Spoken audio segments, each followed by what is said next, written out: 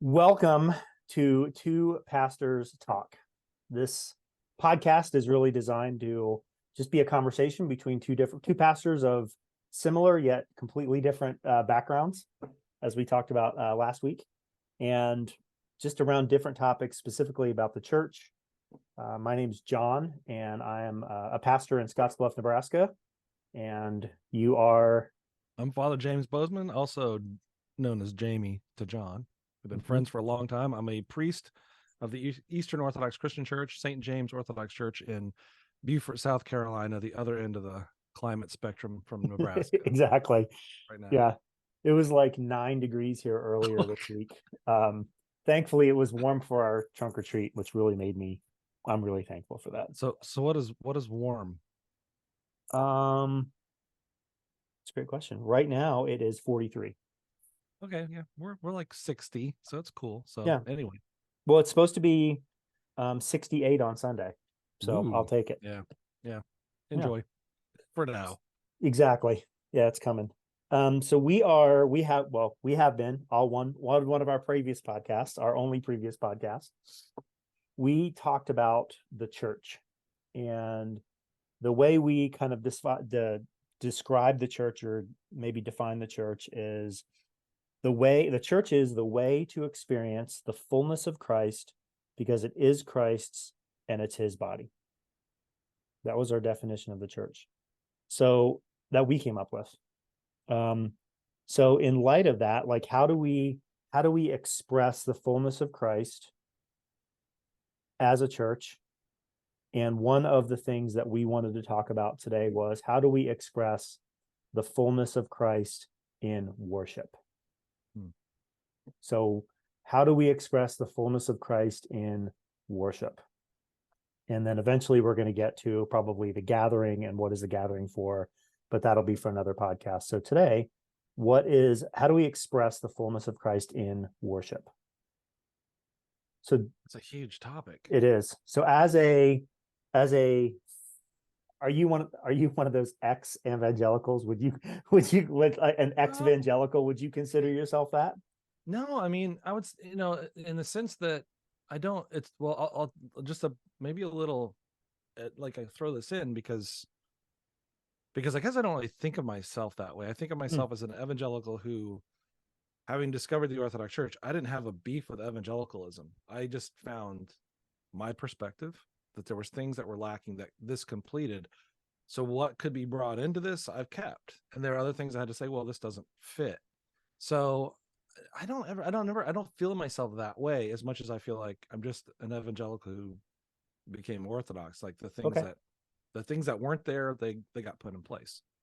So in that sense, maybe that's semantics. I don't know. Maybe Well, it's I mean, just yeah, I think like ex-evangelicals would probably are gonna mhm. would be people who like have completely left the faith, Yeah, which yeah. I would say so. More so, well, at least from our perspective, certainly right. they've rejected the whole broad swath of it. Yeah.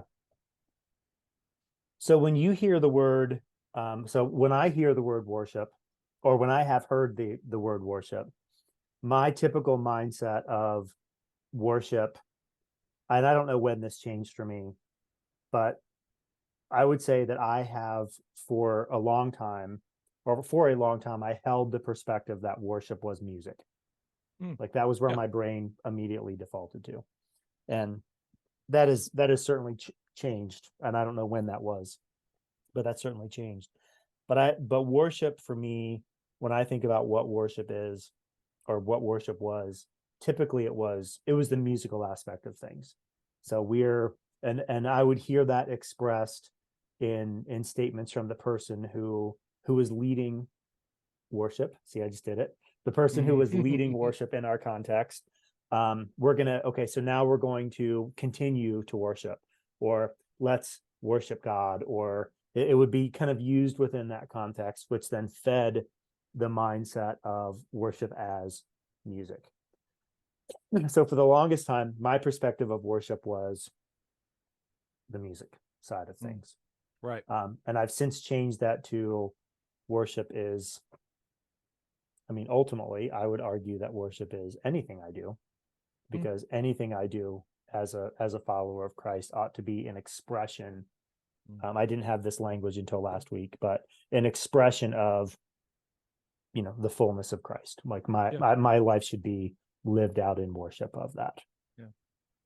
So how does that, like, as someone who was in my world, Mm-hmm. like, what talk about that a little bit. So, I mean, I think that like you're hitting on the things I think we would normally talk about if I'm talking to people seeking something in the Orthodox Church. We would talk about worship as the whole. I'm trying to think of this ways to keep this concrete, but also there's we would say a mystical side of this, like mystery being like the thing that is we don't fully grasp. It's always eternally revealing itself to us. And that side of worship is like the mystery of actually just living. Like God made us to live and to know Him, to have union with Him. So that's what we're here for. So worship, it's got a lot of aspects, right? So, like you said, the first, like there's in some ways I think there's a hierarchy of this. Like the highest for the Orthodox, the highest form of worship, which is communion with God. So the whole idea is applying orthodoxy itself means right worship, right glory. That's the idea. Is like the idea is like that's the we say this about ourselves that we're doing this right, but that's certainly like the goal. So the highest apex of worship for us is in the Eucharist. It's in on a Sunday or a day where we serve the liturgy, the divine liturgy, and we receive communion. So that's like the highest point. But then there are lesser things that are just as valuable that are formal. So like coming to church for different types of services, because we have many different types of services we do. And then not necessarily lower, like worse, but lower maybe on the scale of how we experience it. We would have like daily life. Like you said, like people say, I can worship the Lord while I'm fishing. I'm like, you absolutely can. But what you can't do when you're fishing is what we do at church, at the gathering together, the ecclesia, to use your terminology, gathering for us, the assembly of everybody, which I think probably in our definition of the church, one thing that should probably be included in that would be the people gathered too. So Christ is the head, et cetera, and then the people gathered. So worship has got like a hierarchy to it in a practical sense. There's like the highest points of it, the most, I guess we would, from our perspective, we say the most exalted, and then the most, in the best sense of its word, mundane. So if I go mow the lawn, that still has the potential, ought to have the potential, like you said, to be an act of worship. I can do it to glorify myself. I can do it to make the lawn look nicer.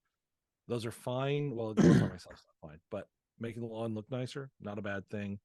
But to do it to the glory of God, to do it to the worship of God, ultimately to apply, that's the way to exalt. That's the way to take, in a sense, the mundane and then to elevate it, to lift it up. So worship is like, it's got all those aspects. I'm with you. Like pre-orthodoxy, particularly, worship to me largely was like, the hymns we did, and then that kind of stuff. And then, you had the sermon, and somehow the sermon was always sort of treated as like not worship, but yet that still had to have some, it still is doing that. I mean, we're doing that. So does that make sense? Is that fair? Okay. So in the Orthodox, understanding, then you said the pinnacle is Eucharist, the communion. Mm-hmm. So when that happens, like, is that when someone says, like, I worshipped God I experienced the fullness of Christ in that? Um, probably in some ways, because when we've, I don't want to make this all about me, but like you're asking the questions, No. we kind of both come from the same place. I've just kind of gone a little further with what I'm doing.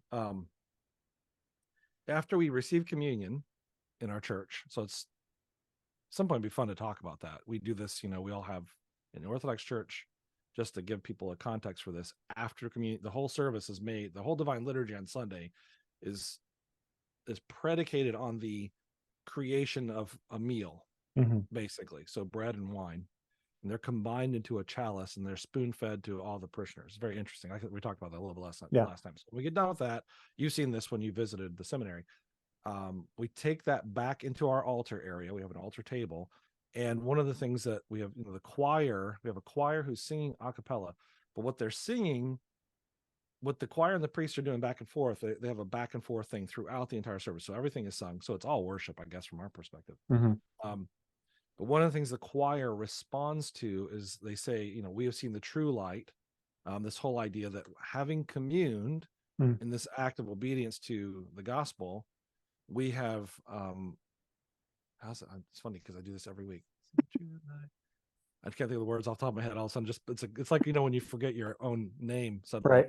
But the whole point of it is sort of a confession that what we've just done is now complete. We've worshipped in that sense. So it's funny because we do have that terminology in the services, but definitely that is. I mean, am I getting at it here? Like, yeah. Definitely, it's like the highest. Like if I mow my lawn, it's a form of worship. I can't say it's the same thing as the Eucharist. If our goal in some way, I pulled up some definitions. I was trying to think like, how does this work? One of our Orthodox churches said, worship for the Orthodox Church is nothing else than heaven on earth. The Divine Liturgy, our Sunday service, and other days too. So can I? Embraces two worlds at once. Go ahead. So then you like. So there's a song. There's a song that we sing, Right. and the lyrics go. I think the lyrics go something like, "This is what heaven looks like. This is what heaven feels like. This is what heaven." Something like, "We praise him. We praise him." So.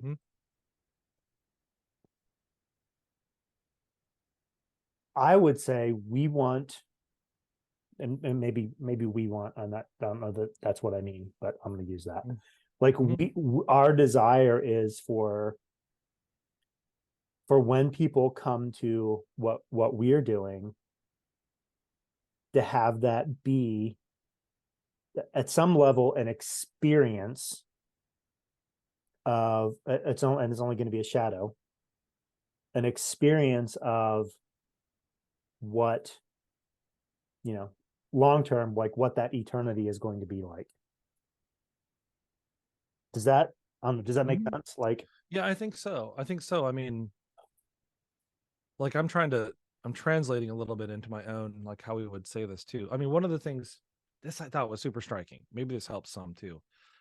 And I'm trying to think of who I've heard say this. I can't give credit to the right person, but I know a number of Orthodox people would say this. The task of the human person, and a true human is always going to be a Christian, because you can't truly be human unless you're like Christ, who is the only true human. The rest of us are mere humans being transformed, if we know Christ, if we're choosing Christ, into his image and likeness. Okay, that's complicated. I'm getting way over my own head at that point. But one of the things I've heard said, I think is really, really remarkable, is that one of the task of the Christian in this world, like so we don't forget the fact that we're like, we're physical beings, we're physical, spiritual beings all at one time, not a body with a soul, like a jelly donut, inside of you, but body and soul. It's one thing. That death rips those things apart, and that's why death is so wrong. That the human person, the task of the Christian as a human in this world, is to manifest paradise, being the kingdom of God, fully in this world, to transform this world. So one of the things I tell my folks on Sundays a lot of times is, and I found I found a service book on my bookshelf, an old one, so I actually found the words to what I was thinking before, so I'll mention that in a minute. But one of our tasks, the one that we typically mostly kind of fail at, but we have to try, is that when we walk out, like, for us, the church building, it's an important thing. You can't just replace it. If you have to meet somewhere else, you meet somewhere else. But if you've got a church building, you meet there. If you got it, you beautify it, you make it, you do what you can. And if you can't, you do it the best you can. So when we go out of our little humble, small, newer building that we bought recently, I tell them when we leave those doors, our task is to take the paradise that we should have found in the service and the gathering together in each other, but most especially in Christ in our midst and take it outside to transform the world, beyond the doors of the church. Mhm. So that's a huge task. And that I think requires us to learn how to worship in the assembly. Like one of the things we keep Mhm. getting at is like, what's the purpose of the gathering, the Mhm. ecclesia, the coming together in a church service? I think it's a good question. I think it's a hard question sometimes to answer because it's like we're such materialists. So we have to get past that and see things with Christian eyes, really Yeah. see, Yeah. So the building's not an ultimate thing, but it's not nothing. There you go. I Yeah. mean, it's Yeah. like Yeah. I like continuums. That's like my favorite thing in the entire Yeah. world. Yeah. So Yeah. yeah. So I mean, it's neither one of those things. Um, but so it's something. Um, so manifesting, I like that, manifesting paradise in the world. So then we are both at some level. It seems like at some level we are both trying to like worship then maybe how about this, maybe the better word would have been, maybe the better way would have talked about this would have been corporate worship. Yeah. I think so. Yeah. So That's good. corporate worship, I think what we're both trying to do is create slash demonstrate, maybe curate some kind of experience. Mm-hmm. And I'm using that Yeah. like, No. Yeah. 21st century, we can do lots of things with that word, Mm-hmm. but trying to create, demonstrate, maybe curate some sort of experience where the God's people are connected to one another, and they're impacted and affected by what's taking place in that space, so that they walk out the door and are like, hey, we're changed people. And what we've been talking about in First Corinthians is just this thing. Like, if you live in Corinth and you show up, not that they would have done this. Yeah. Like, I grasp the concept. Like, they weren't all showing up in a building Yeah. somewhere. Um, but if they were, and that's what's going on in the building, like that craziness, like Mm-hmm. no one's going to be a part of what's going on there. Yeah. Yeah. So how do we help people? And maybe that's the answer to the question, like how how do we help, how do we create, demonstrate, curate that experience in a way, Mm. um create, demonstrate, curate that worship so that people do leave manifesting that paradise to the world. I think the difficult thing from an evangelical perspective in this, it's not impossible. Um, the difficult thing is, well, there's a lot of things going on there. Partly, I think, is, I mean, not to bash on Western stuff, because I'm a Westerner, but like the Western tendencies are to try to separate, and maybe this is too broad, but stop me if it's like way out there, is to separate what we call the symbol from the reality, right? Mm. Um, I always use the worst example. I always talk like a stop sign, like that's a symbol, Right. but if you don't stop, there are ramifications for this image. So the sign and the actual stopping and then the actual ramifications are all, from the Orthodox perspective, one thing. Mm-hmm. So I like that word curate in a way, but it also implies in a sense that we're going to make something that represents something else, but it's detached from the other thing, and that's not how we see it at all. Well, and It's, yeah, and also that word is like, we're not trying to, like, you can't force it. I mean, you can, yeah, right? which I why mean, you curate can, feels good. Yeah. yeah. So,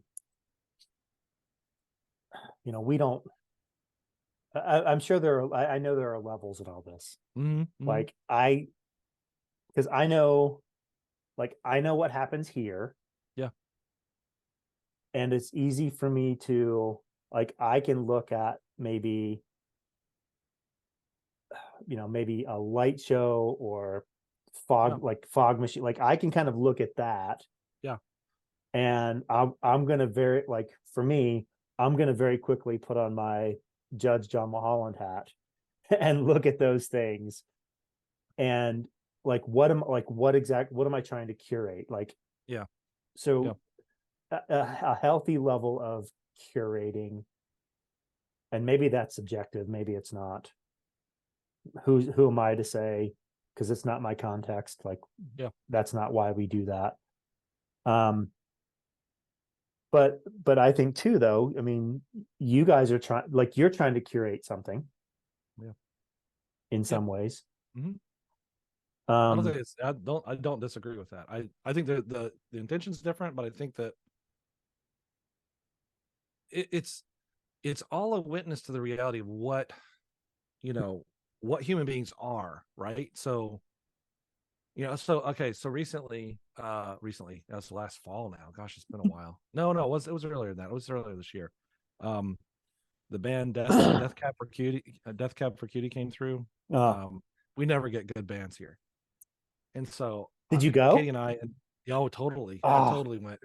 that And sucks. they played outdoors. They played in Charleston at a place called Firefly Distillery, Mm, but they had an outdoor set, and I was actually there to see this band Low that was supposed to open mhm, for them, but the drummer, she had cancer. She actually has since died, which was mm, really sad. They're a beautiful band, so they weren't able to play, and I really wasn't looking forward to the show a whole lot. I just thought, mhm. oh, I'll go. I've been to a concert ages, so I had my wife and my sons with me, and it was awesome. It was I'll like bet. one of the best shows I've seen in a long time. I like Death Cab OK, but that show like really sold me on them. Mhm, And I was ruminating because I know a lot of bigger churches have that kind of a light show, the mm, smoke, everything. And it was so powerful. And there was a reality. You've been to concerts too, where there's a sort of a union that can happen with people mhm, regardless. I mean, on stage, what's his name? Ben Gibbard, is that his name? mhm, Singer? No, he wasn't. He was fairly free with the expletives, and at points he was talking about some of the spiritual background even, which was negative. So mhm. clearly this was not a Christian, Yeah, yeah. but yet at the same time, like it or not, what he was doing in some ways was very Christian in the sense of like there was an aesthetic, and there was things like the colors and the lights and the whole, it was beautiful. There was such beauty, and that beauty itself, whether people want to admit it Mhm, or not, is some ways attesting to the reality of who God is. Now, you're not going to get much spiritual food from that unless you're already sensitive to that reality, and even then it's going to be just drops. So I think that the key is, it's like, how you worship is, while I would, there was a time probably where I'd be a lot more critical of a lot of our, I would say, a lot of my evangelical friends, like the general, about how they're worshiping. I'm less so now, not because I'm ready to set up a light show at my church or anything like that. We already have that in candles, you might mm, say. So we are doing things, but there yeah. is something to it that's different than trying to provoke a response. Like you said, like we're trying to give something that's honest, that you can step into at any level of mood or desire, and that it can Mm. elevate you. I don't, it's not that I don't think it can, I don't know. We don't, I mean, because we don't do that kind of stuff. We don't do the light shows. We have lots of smoke. We have incense. Um, but we see it, it's coming from a different place, you So know? so how like how would you maybe how would you respond to the maybe a criticism of okay, well you're doing the same thing, Mm, but like I mean you kind of said this, like you mm-hmm. have your own analog liturgy Yeah, I hear you. maybe I hear you. of elements. You have your own set of elements that make up your liturgy. We have a set of elements that make up our liturgy.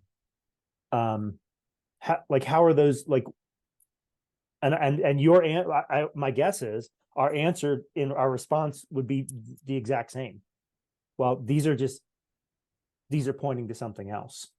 They can be. And I think that the difference is going to be, like, I don't want to minimize that, because if any Orthodox person watches this and goes, what? You Right. know, um, having experienced it all very much, like in my whole life, like with the music, Mm-hmm. bars. with the music, with going to shows, being an evangelical. I think what's happening is that's different is that it's all matter, right? We're all working with matter. We're working with this material world. Not to get into Madonna, but this practical, real existence. We have senses.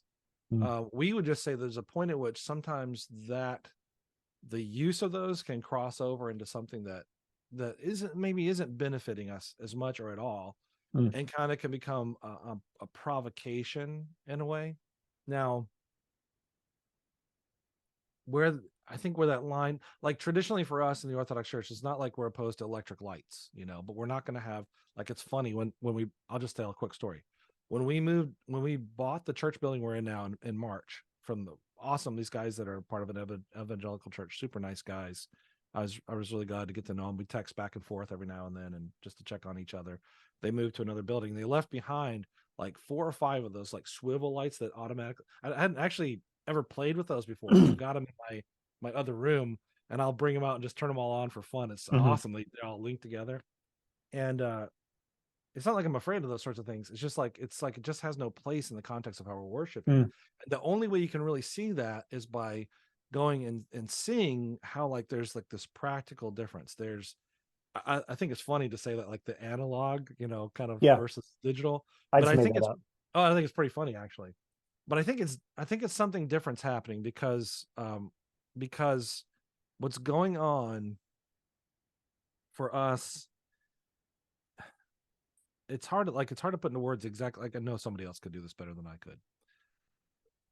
One of the things I think we would say, we have certain traditions we've developed. So generally speaking, Orthodox churches don't have instruments in them. We're not anti-instrument. I play instruments, but in the church, the instrument of the greatest beauty is the human voice. And so we Mm, just don't find a need for anything else. It's not like anti this, it's more like this is the thing. Now you might go to a Greek Orthodox church and they might have an organ playing, but that's a little bit weird. But that does happen.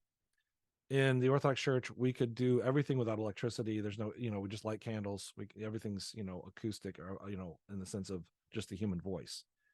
And there's this, I think, this effort in what we're doing, not just to make things harder or to be like a bunch of Amish people living in the past. It's more to say, like, these are the present realities. Like, we mm, offer worship through like the most basic level of things. So, candles and flame, human voice, the written word, obviously, have that, bread and wine in the Eucharist.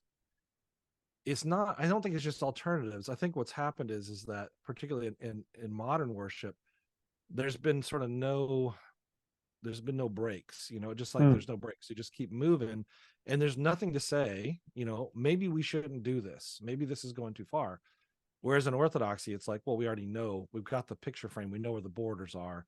And so we do everything, we'll be as creative as we can within those boundaries, and no more, which limits some of these things. And truthfully, having a love for a lot of those other things, I've seen mm, wouldn't make any sense in the church with them. So mhm, it's hard to really, there are bigger explanations we could say about that. mhm, Symbology, uh, traditional worship in the scripture, that would actually kind of, I think, would hint to say, well, maybe these things don't belong. mm. But, I don't feel like I've even answered. I don't think I even got close to answering that question.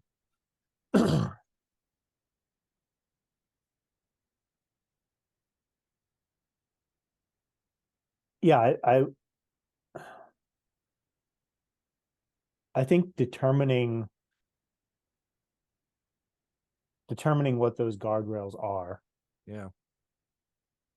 and doing that in a way that's informed, like informed biblically, Yeah. and not informed by like whatever thing I like. Like, I tell our creative arts pastor all the time, um, if he really wanted to make me happy, he would just, like, the music that we played would just be like early to mid 2000s, like Chris Tomlin, David Crowder. Like, I'd be the happiest person in the entire world. Like, if we just did that, you know, um, because I'm just not necessarily a fan of like stylistically. Yep. everything that we do. Um, but I mean, ultimately, it's not about me, and he knows that. Like, if he watches this, like, Yeah. this won't Yeah. be a surprise to him. I've even said this, like, in front of our body. I'm just like, Yeah. some of the stuff we play, I'm just not into. Um, but I think the important thing is like knowing what those boundaries are, knowing what those guidelines are, and I think trying to help people understand the like what is it exactly we're doing here Yes. Yes. is is a hard maybe a hard thing because people people in our space might look at, well, I mean, now that you can find anything on YouTube, they're going to look at what other churches are doing. Mm-hmm. Like, why can't we do that? Why don't we do that? Why don't we do that? Yep. And I think maybe we're trying to be our own brakes, and Mm. maybe that's not the right. Maybe that's Well, not. what else can you do though in your paradigm? You know what I mean? And that's why Yeah. Oh, I that's always really want great. I always want to help defend you in the sense of saying like I don't hold you guys up to the Orthodox standard. Sure. I mean, I think there's something to be learned. There's something to be gained from. I mean, the great advantages we have. Like I'm listening to you talk about, some of the musicians you like, particularly and stuff like that. If there was something that was an analog to that in our context, we have certain like so on Sunday we have certain hymns we sing. Like it's the divine liturgy, probably 75% of it is the same things we do each week, Mm-hmm. which again on the surface sounds like it would be boring, but the fact is like the more you do a thing and Yeah. the more comfortable you get with it and the more you can just sort of do it not just by rote, which is bad, but by heart, which is better. But there are settings of different hymns. Like so we have a hymn, the cherubic hymn that we sing at a certain point. There are thousands of settings, meaning like lots of composers have taken that hymn and recomposed it according to a Russian tradition, a Greek tradition, a Serbian tradition, an American tradition, um, and it'll be a different tune. And some of them Mm. I have no use for. I'm like, some of them are super flowery, and that's why I get a little bit antsy because I don't want our worship Mm. I want it to be beautiful, but I don't want it to become something that's sort of self-serving. Maybe that's part of it. Becomes a concert. There's a time for that, Yeah. And so I have my own kind of, and sometimes my choir director chooses things I don't particularly like, but it's like, if that's something that can work, it's not going to hurt something. Unless, as an example, Mm. my priest before we sing the Lord's Prayer at one point in the service. And we had a setting that the choir, this is my old parish before I became a priest. And we had a setting the choir loved. It was very beautiful, very slow and very beautiful. And our priest finally came out. And, we were singing a cappella. So we have these folders with all the music in them. And the choir is just, a separate group. And he came over after the service one Sunday and said, after we're all done and we're all packed up and we're getting ready to go have our meal, he said, I want the copies of that out of your books now. He hated Mm. it. Like he hated that version of it. He said it was too schmaltzy, that was his prerogative. He could say that, we're not going to do that anymore. So, there's a point to that where maybe there are things that are just feeding our passions and we have to be Yeah. really careful with that. Yeah. Honestly, one of the things I've really appreciated um, about our friendship, um, you said something that took me back to one of the post interactions that we had recently. Mm-hmm. You just said, well, that's kind of your paradigm. And like we all unintentionally, like, there are unintended consequences for everything that we do. Yeah. And when we start going down a particular path, for anything, especially for music, Mm-hmm. like we do have to be asking some questions, like, along the way. Yeah. We do have to be asking some questions about why are we doing this? There has to be some sort of evaluation Mm-hmm. that takes place. And the challenge is not letting our preferences, not moving our preferences to convictions and our convictions to essentials. Mm-hmm. Like, Mm-hmm. it's funny, a couple weeks ago we went to play golf one Thursday afternoon, and I was listening to the, I think 2000s Pandora station or something like that, and Coldplay's "Fix You" came on, Mhm. and one of our pastors, a little older, he's older than me, so he's older, older than me. Um, he was like, he's like, man, I really, he said something to the effect of, like, I really like this worship song, or no, this sounds like a worship song. I said, no, the funny thing is, or no, he said, no, he said it the opposite. He's like, yeah, he's like this. I really appreciate this kind of as worship. I said, well, the funny thing is, like, a lot of quote unquote contemporary worship stuff, like, was really impacted by that. And I Mhm. remember, this was probably 15, 20 years ago. I read there was a blog post that somebody had made when people were doing blogs, and it was like top influential, like top 10 influential albums for like worship pastors, Yeah. and Coldplay's X and Y was on that list. That's so funny. And it's like, man, like, so I think all of that is like, how do we make sure the guardrails, we don't expand the guardrails simply because it's our preference. Yeah. And I, as a, like, I like listening to music as well, Mm. and it can be really easy to impose a set of guardrails that are just around what my preferences are. Right.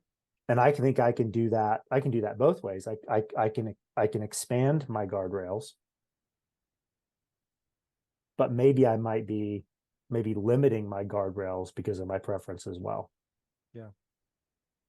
I Um, think I think one of the differences too, I think maybe is you have to think about two in terms of time. I mean, especially for us, in some ways, there's like no comparison between the Orthodoxy and evangelicalism in that sense. Like we're so different, mhm, um, and a lot of it is just because of time.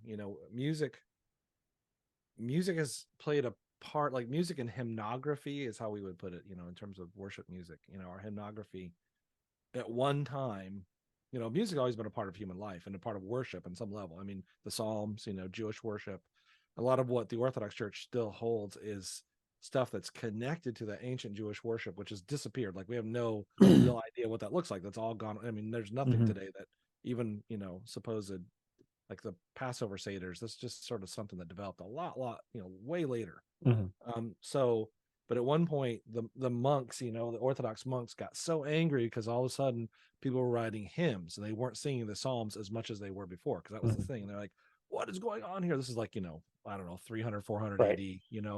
You're writing all these hymns. What's happening to the psalmody? But it's funny. The church kind of rebelled against its own music for a little bit of a time, like the people within the church. Um, that time is part of the thing. And so if there's a permanence, Mm, I think one of the advantages to taking a stand where where the church is, where, Orthodox Church is saying, this is how we write hymns. mm, We have a lot of sort of like mm, essentially like schools of how to do things. mm, So we have icons in our church. If you're going to paint an icon, um, often we call it writing an icon, because the idea is it's the visible manifestation of scripture. Like that's the idea. Now it might be you paint an icon of a given, in our case, we talk about saints. People aren't always comfortable with this, I know, but Saint so and so, Saint James, for instance. But that's a written version of the scripture, but manifesting Saint James. It's supposed to show something of scripture, through him in this image, so that whether you can read or not, you're seeing this thing. So there's schools that teach you how to do, like a school meaning, like in a broader picture, like there's things you do and there's things you don't do. mhm, And the point of that is to preserve this way of doing things over time. Same with hymnography, although over time, we've gone from Byzantine chant in the ancient past to like things that have broadened out and expressed themselves in other cultures and other places. And then even in America, we've got sort of this American feel to it. There, I think, like in your case too, what's happened in evangelicalism is like the loss of it is post Reformation is the mooring to something that sort of is a foundation in terms of how you're going to do things. mm, Um, and there are reasons for that. I get that, but I think what's inevitably going to happen, I think ultimately, is that either a given evangelical group will stand the test of time, will develop its own, again, traditions, because that's how it works, or else they'll just fade and morph into something else. And Orthodoxy is very much, the memory is so much stronger, so much longer. And so we would see that as a virtue. Mm. Um, having those guardrails, they're not a burden if we are looking at them as just sort of keeping us within paradise, basically, but they can be misused, it can be abused, and can be, the divine liturgy itself in our church, it ought to be beautiful, it ought to be glorious, it ought to actually reveal heaven to you. If it's Yeah. not doing that, Yes. Yeah. in every church service, no matter who you are, if you're a Christian, that's the thing that's supposed to be happening. Now, in our services, and you've experienced the same sort of thing, it's not always, sometimes it's a little chaotic, there's people, we have our kids in the Yeah. church service, and it's not always on, on the surface. I mean, sometimes it can be downright like, just like, but at the same time, digging further into it, stepping back from it, kind of taking the broad picture, there should be the goal ought to be somehow to reveal Christ in his fullness in the context of the service, so that when we gather, because this was the whole point of this talk, is like, what's the purpose of the gathering? Yeah. That we might know Christ that much more, that it might draw us to come back again for the next service or the next week, but also too, to take him with us, to make our homes, we would say, our home a little church. There ought to be this sort of connection. If we're talking in your terms, like gathering, the family is like a natural gathering. It's a group of people, that have been put together ultimately, hopefully by God, we would say, Mm-hmm. and the family should be worshiping in them, in the sense of, together being those who sort of emulate the same things going on in the church. It feels like I'm just kind of wandering through all these big terms, but No. I think you actually just defined. okay. I think you actually defined the question, which was what is worship? You said the purpose is to reveal the reality of Christ to those present. Is that? Mm-hmm. I mean, in a very broad sense, yeah. I mean, absolutely. And you're going to do certain things to do that. I mean, and if the things you're doing are ineffective, then you work to change those. If the things you're doing are detracting from that, which takes a lot of soul searching to get there, then you change those. But always, it's kind of funny. I was thinking of an example of a church, someone I know, who went to a church, and that they had started off with this perspective of this big church, and they gradually, the pastor kind of led them towards this path of saying, well, the church isn't important, let's break it down to smaller groups, that's what's really important. And they kept breaking things down, and they ultimately, by complete agreement, maybe I talked to you about this at one point outside of this, by complete agreement, dissolved their church, and there was no more church, because they felt like that was what God wanted them to do, was to get rid of the church altogether. As an Orthodox Christian, I'm just like, what are you talking Right. about? It's not necessarily, it doesn't have to be about growing to these giant churches, it doesn't have to be about insular worship, but it ought to be, you can't have the church without being the church. You got to get together, you got to gather and share. Yeah, there are probably not probably. There are some things. Yeah, there are some things that I probably can't do if we just meet in my house. Yeah. At least for long. Oh, Yeah. I want to be careful with my finger because I don't want Yeah. balloons or something to pop up. I love it when that happens. It happened because we record all of our classes at Summit on Zoom, and I did some motions today, and I was thumbs upping and balloons. It was, oh man, it was driving me crazy. It was awful. Okay, so awesome. So worship, revealing the reality of Christ to those present, and we will to those present, and we will do certain things to do that. Yeah. And like you said, I was going to make one point when you mentioned that too, things you could do at home. If you ever watch a divine liturgy, for example, so divine liturgy, some people would call that high church. I mean, for Orthodox, I'm like, it's just church, Yeah. You're always, we talked about gilding last time. We're always trying to add layers. Like, how can we make this more objectively beautiful? It isn't going to necessarily be contemporary beauty, although that's going to be a part of that.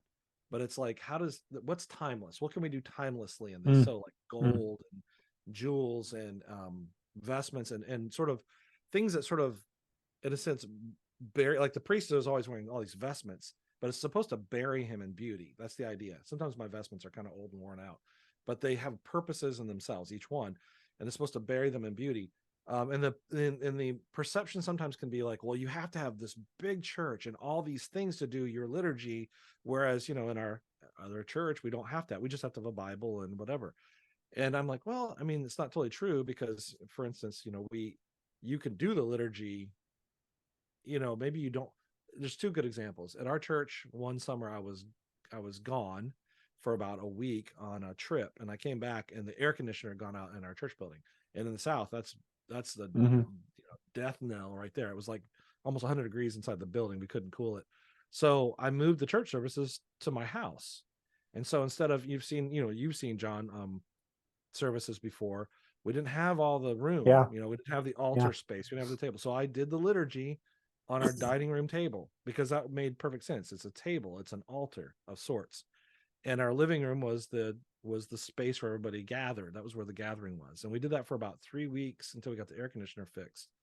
And that was what we had to do. So we did it. So it's still the liturgy. It isn't ideal. It's not perfect. It was certainly not the most beautiful thing ever in the most immediate sense, but still it had the same beauty as it would have in a giant cathedral. Another good example is at the end of World War II, it was a very famous thing happened. A number of Orthodox Christians had been imprisoned. I think it was in Dachau concentration camp. And when the Nazis left, they all were like, perfect. Finally, we can serve the divine liturgy for Easter, which is we call Pascha. Like, it was like that timing. So what did they do? They, there were things that you need to serve the liturgy with. They're basic things: a cup, a plate, if you can, vestments. If you can't, you do your best. So these prisoners, and they still have these are like in a museum somewhere today, like cobbled together the stuff they needed. They actually made some vestments for the priest to wear, because there are priests that were there, so he could serve appropriately, but they made it out of just like stuff they had, like, clothing and stuff they had they could do this with. And they did it all to the glory of God. Like, they said to themselves, what more can we do with what we have? And I bet that was a glorious liturgy. They celebrated their freedom. They're all, just skin and bone skeletons, but they were, and there's pictures of this. There's actually a huge mural, an icon mural of this event that's been commemorated in the church. So, I think the point of that is to say, whatever we're going to do, wherever we're going to do it, we do it to the utmost of our ability to glorify God. If I think the light show isn't the best idea, that's my prerogative as an Orthodox Christian. But if that's what you're going to do it to the glory of God, and I don't have to worry about that. I love light shows. So it's not equal. I'll never be able to like fully say, that's the best plan. And I think that's okay. I think that's all right. If your conviction changes or someone else's does, then glory to God. I'm going to keep doing this, and I, on the hope that maybe we can all, stumble closer to the light. Really. Right. Yeah. And I think of prior to COVID, like and the funny thing is, I always brought up the conversation, and maybe we talked about this before. But if you had asked me prior to COVID if we were ever going to be like stream, if we were ever going to be live, I was like, dude, no what? Like, I had a lot of questions about it. Yeah. And I was always, and the funny thing is, like, I was always the one that would bring the conversation up. So we would talk about it for a while and be like, we're not going to do that. Yeah. But then that happened, and we changed, but that wasn't without,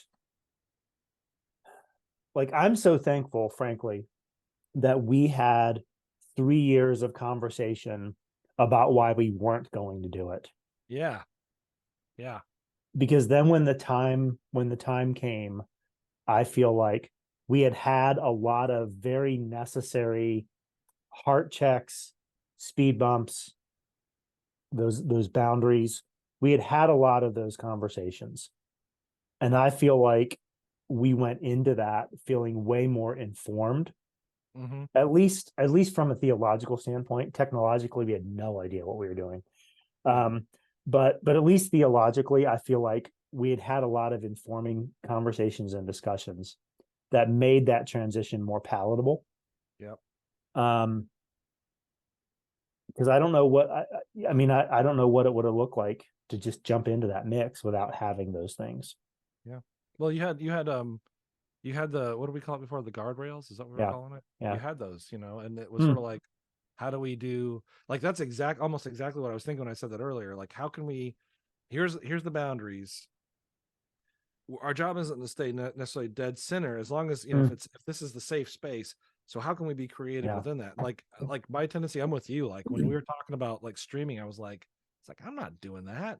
My brother actually talked me into it. And then you saw, I mean, Orthodox churches really, I mean, we're not anti-technology. It's not necessary. And I think we tend to differentiate ourselves, I think, from the people around us by being like, well, we don't do that. Right. But man, during COVID, like just like you, like we already, that conversation was not just 3 years. It was like, as long Yeah. as time. And all of a sudden, a lot of Orthodox churches were like, we've got to do this. And they became instantly, like, kind of overnight, like experts on that stuff. And I stopped doing it at one point with our parish. I actually had people in my parish, literally people coming to me and saying, please stop streaming.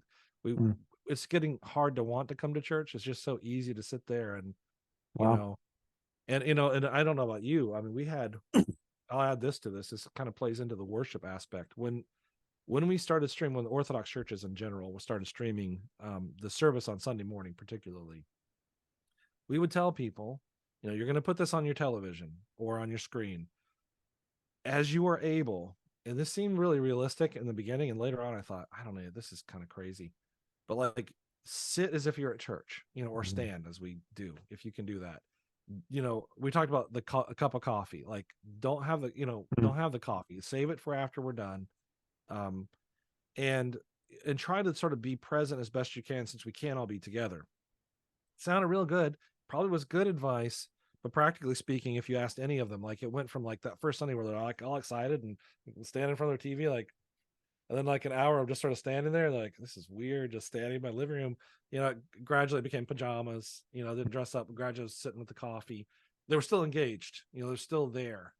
um I was sick with COVID one weekend, so I was watching the streaming from a monastery up in Pennsylvania. It was beautiful service, and I was wiped out with COVID, so I wasn't getting up or doing anything. So it was beautiful, but it was the first time I really had to do what I had asked my people to do, and mm, it's hard. It's really, really hard. So I think understanding expectations of people, like you said too, like having those guardrails, figuring out how to be creative within that, and then knowing what we're hoping to, like, that isn't going to be a mm. replacement for coming to church. You can't Okay. take communion at home, you Yeah. know. Okay. So it's a great stopping point. Good. So I like this. Like, I think next time, the what is the gathering for is Yeah. really the answer to the question. Yeah. So maybe it'd be interesting to talk about, and we've sort of done this, but what are the, like, what makes up the liturgy, Yeah. regardless of whether it's your liturgy Yeah. or our, Yeah. like, what are the elements, Yeah. um, and what is that for? If there are things that I can't get by being at home, why does the gathering matter? I Yep. think really that's probably the ultimate question, is Mm-hmm. why does the gathering matter, and to talk about what are the elements of the gathering. Mm-hmm. Um, you said something I'd like to come back to at some point. You talked about the, like, how in your experience you felt like the sermon was sort of divorced from worship. You didn't use the word divorced. Yeah. You talked about how it was separate from worship. So I'd be interested in having a conversation about how can we make Yeah. Yeah. Yeah. the sermon to be worship. Mm-hmm. That's certainly something that's on my mind. I once heard somebody say, like, the sermon is like, I give the sermon for an audience of one, and that's God, Yeah. recognizing that there are other people present. So how about next time we do this, we talk about what is the gathering for, and maybe we'll break down those elements of the liturgy piece, Yeah. and talk about that. That sounds good to me. Sounds real Okay. good to me. Well, awesome. This is Two Pastors Talk. And thanks for watching. Thanks for engaging. If this is something that you find interesting and like it, I'm going to say something I never thought I'd say in my entire life. I'm going to figure out how to get a like and subscribe thing to appear on here, so you can do that. We'd love for you to share this stuff, and we're just two pastors talking. So thanks for watching, thanks for listening today, and we'll catch you next time.